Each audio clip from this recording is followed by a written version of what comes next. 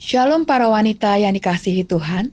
Banyak orang mengatakan tahun 2025 ini bukanlah tahun yang mudah secara ekonomi. Hal ini terlihat dari daya beli masyarakat yang menurun secara drastis di tahun 2024.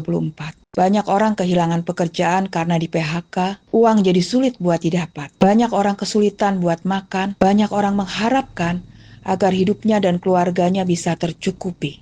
Saudari-saudariku yang terkasih, 2000 tahun yang lalu, ada seorang laki-laki yang lumpuh sejak lahirnya. Tiap-tiap hari ia harus diusung dan diletakkan dekat salah satu pintu gerbang Bait Allah yang bernama Pintu Gerbang Indah, agar ia dapat meminta sedekah pada orang yang masuk ke dalam Bait Allah. Tentu saja, bapak yang lumpuh ini sangat mengharapkan sedekah buat menyambung hidupnya.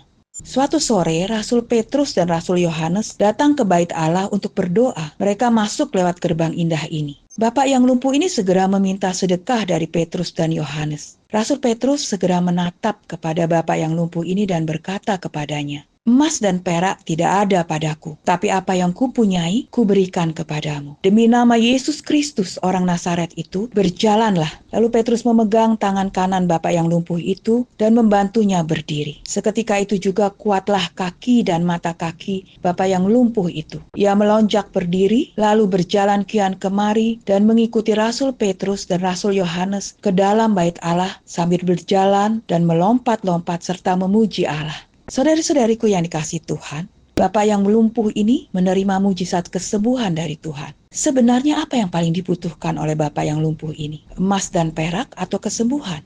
Tentu saja kesembuhan. Bila bapak yang lumpuh ini sudah sembuh, tentu ia bisa bekerja untuk memenuhi kebutuhan hidupnya, bahkan bisa membeli emas dan perak. Tetapi bila bapak yang lumpuh ini tetap lumpuh, ia hanya bisa mengharapkan sedekah dari orang lain untuk menyambung hidupnya. Mungkin untuk seumur hidupnya. Jadi Tuhan memberikan yang paling utama dan paling penting bagi bapak yang lumpuh ini, yaitu kesembuhan. Kita semua juga membutuhkan emas dan perak buat menyambung hidup kita. Kita membutuhkan uang untuk makan, minum, dan membayar kebutuhan kita sehari-hari. Bapa kita yang di sorga tahu bahwa kita membutuhkan semuanya itu. Semuanya itu juga dibutuhkan oleh semua orang di dunia ini. Makanya Bapa kita yang di sorga menjamin semuanya itu untuk semua anak-anaknya. Bapa kita yang di sorga berkata, jangan khawatir soal apa yang akan dimakan, apa yang akan dipakai buat besok, karena Bapa kita yang di sorga akan menyediakannya untuk semua anak-anaknya. Tetapi ada satu hal yang paling penting dan utama, yang harus dilakukan dulu oleh semua anak-anaknya. Cari Tuhan dan kebenarannya terlebih dahulu. Mengutamakan dan mengandalkan Tuhan dalam setiap aspek kehidupan kita. Hidup dalam kebenaran, atau sesuai dengan kebenaran firman Tuhan, maka semua yang kita butuhkan dalam hidup ini, apapun itu, akan ditambahkan dalam hidup kita, sehingga hidup kita akan melimpah dengan berkat Tuhan. Tetapi masalahnya,